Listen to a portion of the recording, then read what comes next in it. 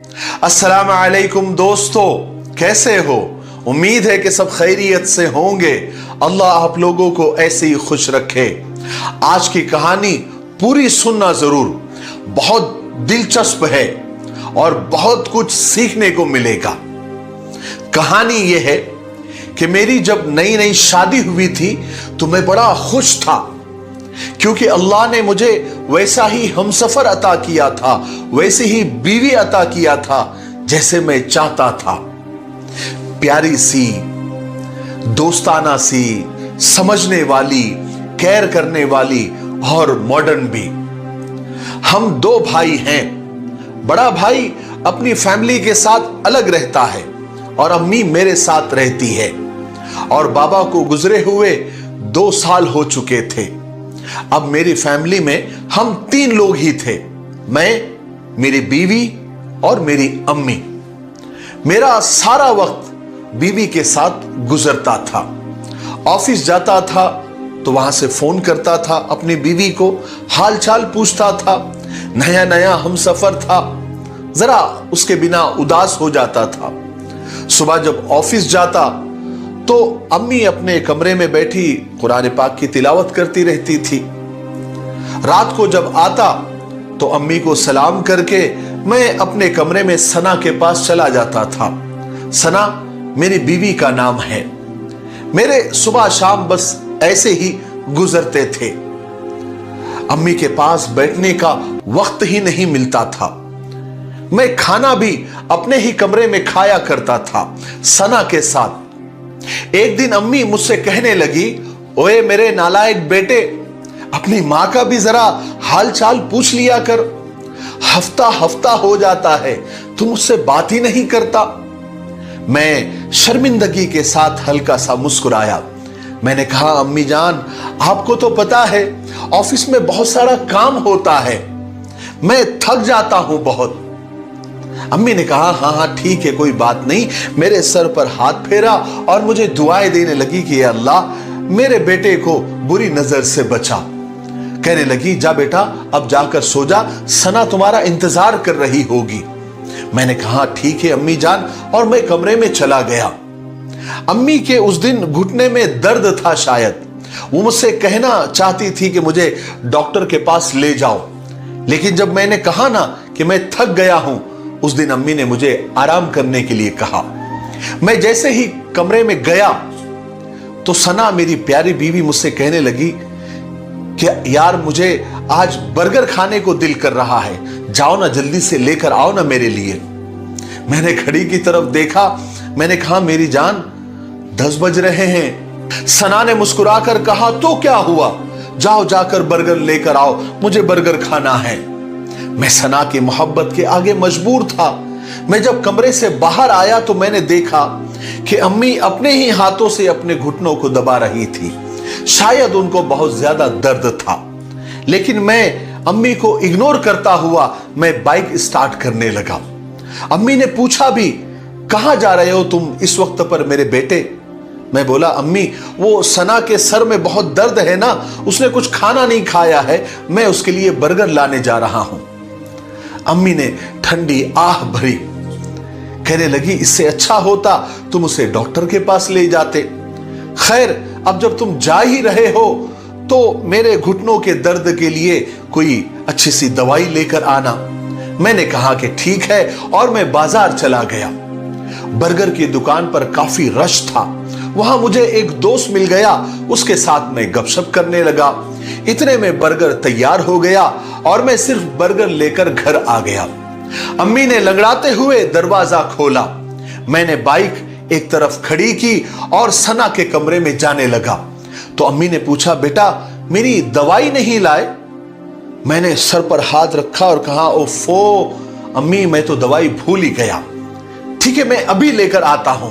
अम्मी मुस्कुराई और कहने लगी, नहीं मेरे बच्चे, तुम अभी आराम कर लो, कल ले आना। मैं कमरे में गया। जाकर सना वहां पर बर्गर खाने लगी और मैं मोबाइल पर गेम खेलने लगा और हम ऐसे ही सो गए। अम्मी शायद उस रात दर्द से तड़पती रही, लेकिन मैं बेखबर रहा। बहरहाल ऐसे दिन गुजरने लगे। मैं अम्मी से दूर होता चला गया।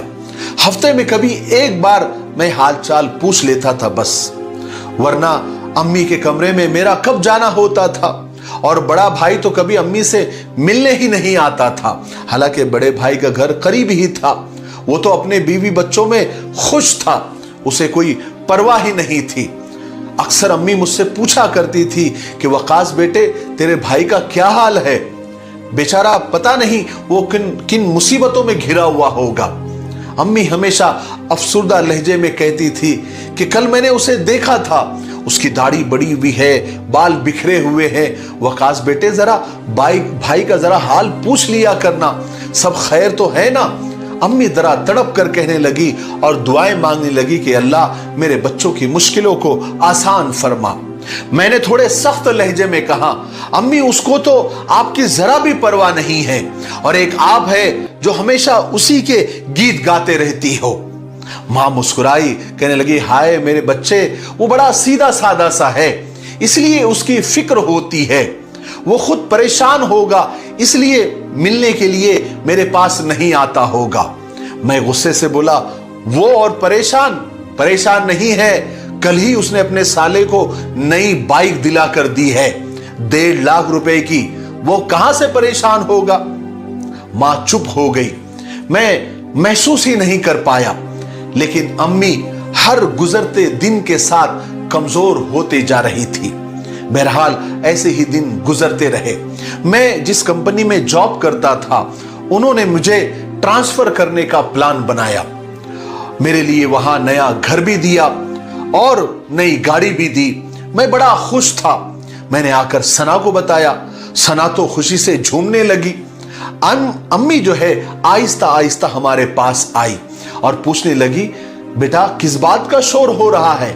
मैं मुस्कुराकर बोला कि अम्मी, कंपनी की तरफ से मुझे घर मिला है और वो हमें गाड़ी भी देंगे दूसरे शहर में। 5 दिन के बाद हमको यहां से निकलना पड़ेगा। मां मुस्कुराने लगी, कहने लगी कि अच्छा बेटा, अल्लाह सब खैर करे। अम्मी ने फिर सना की तरफ देखा और आहिस्ता से बोली कि सना मेरी बच्ची, मेरे भी कपड़े पैक कर देना। मैं अम्मी की तरफ देखकर बोला कि अम्मी, आप साथ नहीं हैं हमारे, अभी सिर्फ मैं और सना जा रहे हैं, बाद में आपको बुलवा लिया जाएगा, आप तब तक बड़े भाई के पास रहना। अम्मी के चेहरे पर अचानक उदासी सी छा गई। कहने लगी, अच्छा बेटा कोई बात नहीं, मुझे अपने बड़े भाई के घर छोड़ा। मैं कब महसूस कर पाया था अम्मी का कांपता हुआ जिस्म, तड़पता हुआ दिल और बेबस लहजा। मैंने कहा कि ठीक है, मैं शाम को छोड़ आऊंगा। अम्मी ने उस दिन खाना भी नहीं खाया था।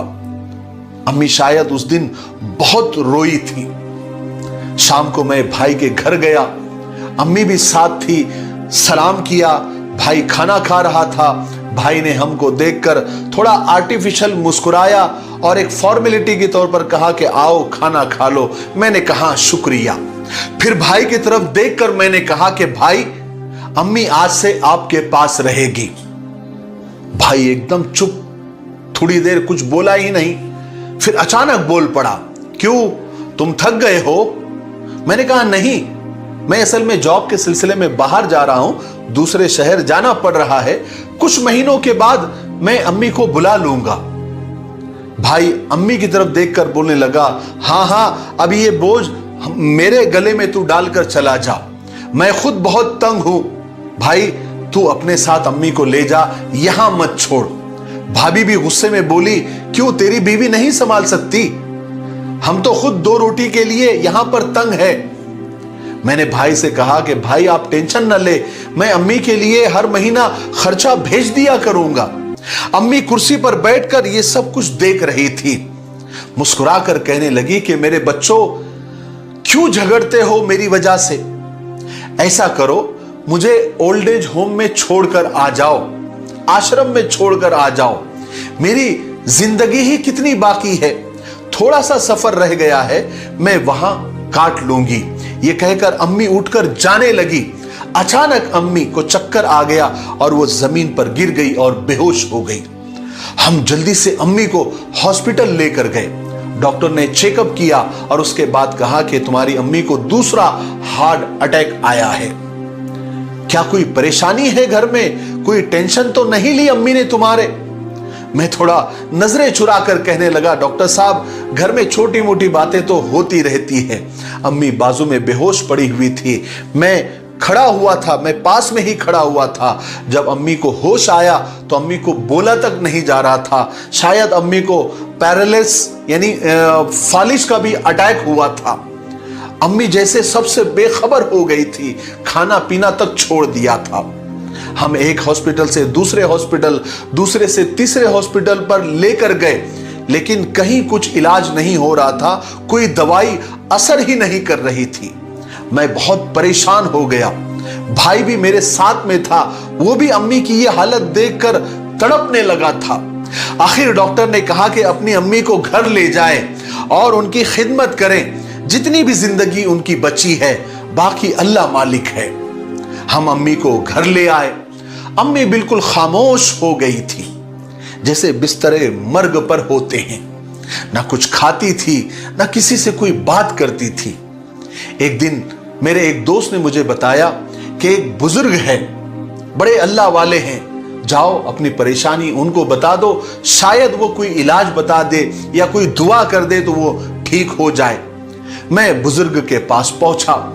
बुजुर्ग सफेद दाढ़ी रखे हुए, नूरानी चेहरा, मेरी तरफ देखकर बोले कि आओ बेटा मेरे पास बैठ जाओ। मैं परेशानी में बोला कि बाबा जी मेरी अम्मी बीमार है, हमने उसका बहुत इलाज करवाया, कोई दवा ही असर नहीं कर रही है और बिल्कुल खामोश हो गई है, ना कुछ खाती है ना कुछ पीती है। हमने हर बड़े डॉक्टर को दिखाया। बाबा मुस्कुराए और कहने लगे कि ये तो बहुत छोटा मसला है। मुझे एक बात बताओ, माँ को संभालता कौन है? उनका ख्याल कौन रखता है? उनकी खिदमत कौन करता है?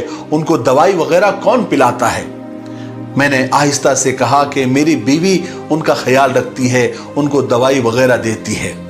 वो बुजुर्ग सारा मसला समझ गए। कहने लगे कि जाओ जल्दी से एक खीर का डब्बा लेकर आओ। मैं हैरान हुआ, लेकिन मैं जल्दी से गया और खीर का डब्बा लेकर आया। बुजुर्ग ने उस डब्बे में एक दो फूंक मारी और एक पानी की बोतल मंगाई, उसमें भी फूंक मारी और कहने लगे कि घर जाकर पहले अम्मी के पास जाकर बैठना और उनसे कहना कि अम्मी जान आप परेशान ना हो, आप ठीक हो जाएंगे। मैं अपने हाथों से खीर बनाकर तुमको खिला रहा हूं और ये पानी जो दम किया हुआ है अपने भाई से कहना कि अपने हाथों से अपनी अम्मी को पिलाओ और कल आकर मुझे जरूर बताना कि क्या हुआ है। मैंने कहा ठीक है। मैं घर आया, अम्मी सोई हुई थी। मैं पास गया, आहिस्ता से अम्मी को आवाज दी कि अम्मी जान आंख खोलो। मैंने अम्मी के सर पर हाथ रखा, अम्मी को सहारा देकर बिठाया, अम्मी का हाथ थामा और बड़े प्यार से बोला कि अम्मी जान आप बिल्कुल ठीक हो जाएंगे, आप बिल्कुल फिक्र मत करो। मैंने अपने हाथों से आपके लिए खीर बनाया है और मैं ही अपने हाथों से आपको खिलाऊंगा और भाई आपको अपने हाथों से पानी पिलाएंगे और आज से हम ही तुम्हारी खिदमत करेंगे, तुम्हारा ख्याल रखेंगे। हैरानी की बात यह थी कि आज अम्मी ने एक बार भी खाने से इनकार नहीं किया था, जैसे वो रोज इनकार करती थी। एक प्लेट पूरी खीर की अम्मी ने खा ली।